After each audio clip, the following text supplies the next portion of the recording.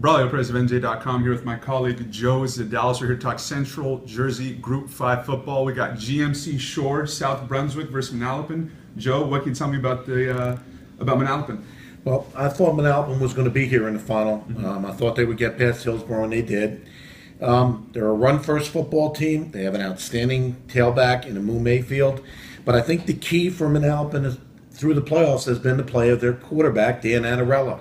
He has given them balance. He has made plays down the field that he hadn't made during the regular season. And I think it's that balance that has gotten Manalapan to this point. And I think it's going to give them a chance to win the football game. And what's your take on South Brunswick? Well, with South Brunswick, they're a team where they had to face some big adversity late in the season. They lost quarterback Amir Johnson to a foot injury. Sophomore Josh Leal came in, here's a sophomore, late in the season, led them to 3 straight wins. And then Amir Johnson has come back, he's fully healed, and he's been explosive in the last couple of games. He's back for Coach Joe George, and I talked with Coach George today. He said having Johnson back has been just huge for this team, and it's got him excited about this upcoming game. And it's not, just Johnson. Dante Strickland, a Syracuse running back commit.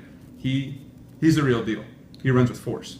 Well, the thing I think that's interesting about Manalapan is for a lot of years their schedule has been a question mark. But if you look at their schedule this year, they manhandled Middletown South. They're a sectional finalist. They played RBC tough for a little while before they faded down the stretch. RBC is in the sectional final. So I think Manalapan may be its most prepared going to a sectional final. Now, granted, this is going to be their 4th straight. And, unfortunately for the Braves, they're being called the Buffalo Bills of the Shore Conference. But I think that has done nothing but fuel them. I think they're going to have their act together.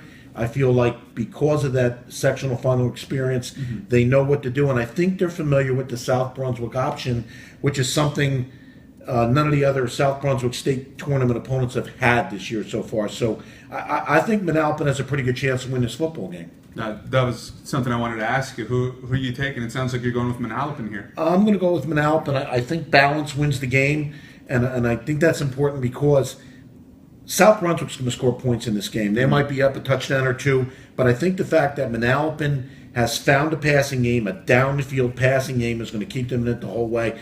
I'm going to go Manalapan 28-24. Okay.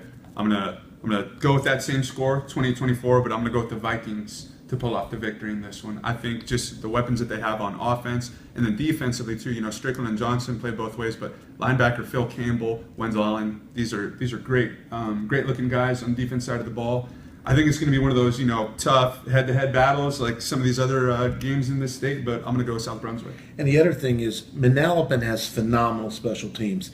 They have a really good kicker, punty, and Mike Cagiani. Dan Debner is an excellent return guy. So I think if Manalapan can make some plays in the special teams areas, that'll benefit them too. Well, we'll just have to wait until the weekend to find out then, huh? Yes. Sounds good. That's it for us. I'm Braulio Perez, Joe Zadalis.